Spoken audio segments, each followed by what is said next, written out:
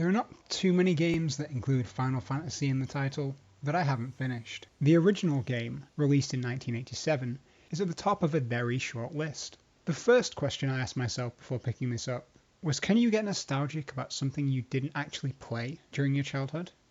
Would going back to this now in an era of Final Fantasy XIV, Final Fantasy VII remakes, and even the underwhelming Stranger of Paradise be a poor choice? That said, there's a strong case to be made that this game could be considered the quintessential JRPG. It features a turn-based combat system from which almost every mechanically interesting part of the next 30 years of gaming drew inspiration. It has spells that feel more like the original D&D stock system than the later MP system, and the classes available are the most basic of basic. There's no Reaper, Sage or Blue Mage here, just 4 flavours of basic adventurer. Strong guy with sword, quick guy with sword, squishy healer, and glass cannon caster. I even chose to forgo giving them real names, and instead called them only by their role. This peel back to the absolute basics mechanically does allow the game to focus on the story, which starts with the rescue of a princess.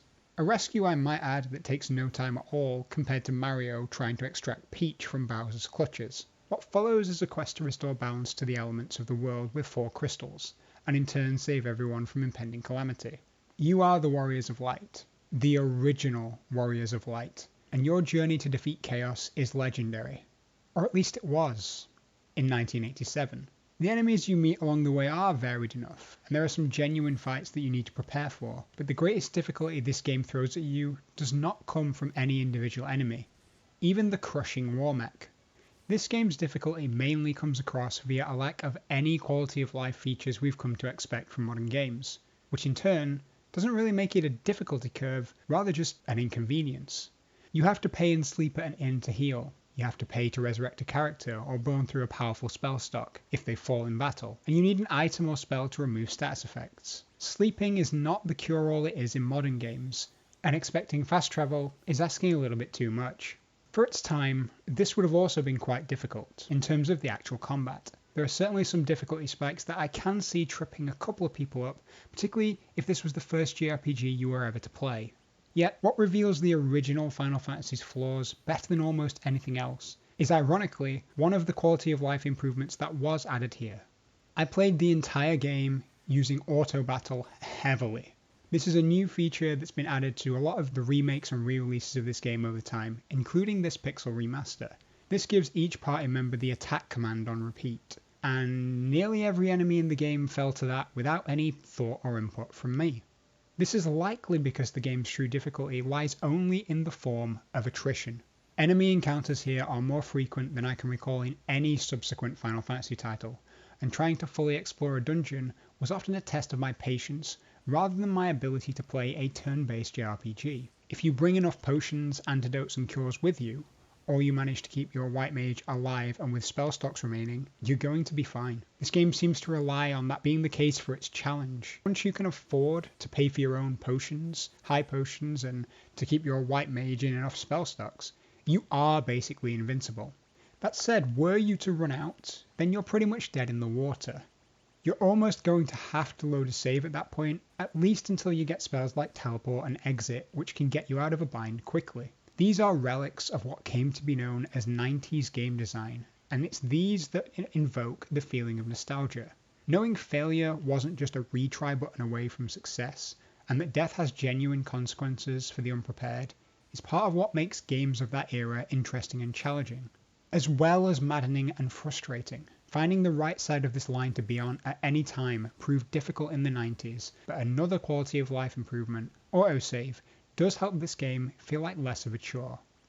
For its time, this combat system is about as rock solid as I could possibly imagine, but I do have to throw up a massive qualifying statement. This was created 35 years ago, when your average person wouldn't be aware of what an email was. Asking most people to have an opinion on a video game in 1987 would have been a fool's errand, outside of a select few tech-savvy individuals. The hardware available at the time had an amazing 2 kilobytes of RAM, and the entire game would have been under 1 megabyte in size.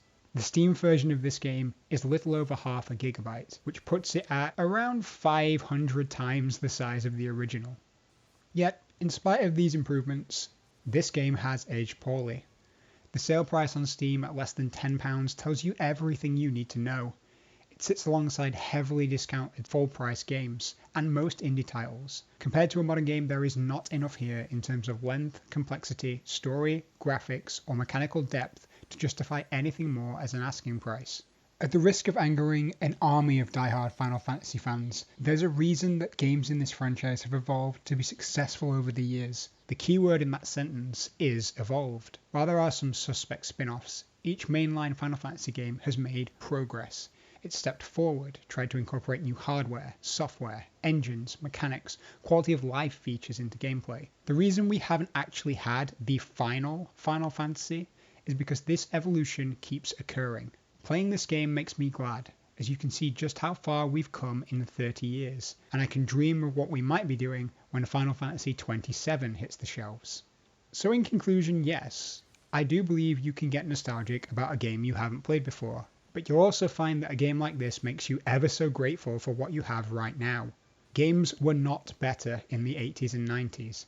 Games were just simpler and easier for some people to process and understand. You also had fewer games to compare them against. Final Fantasy is one of the best known JRPG games, if not the best, but there is no need for anybody to play this in 2022 unless you're trying to satisfy your own curiosity or feel compelled to 100% every single Final Fantasy game. Whatever flaws you might want to attribute to the more modern installments in this series could well be just and valid, but I'd find it very difficult to justify recommending this game this year. Outside of historical significance, this really is nothing special.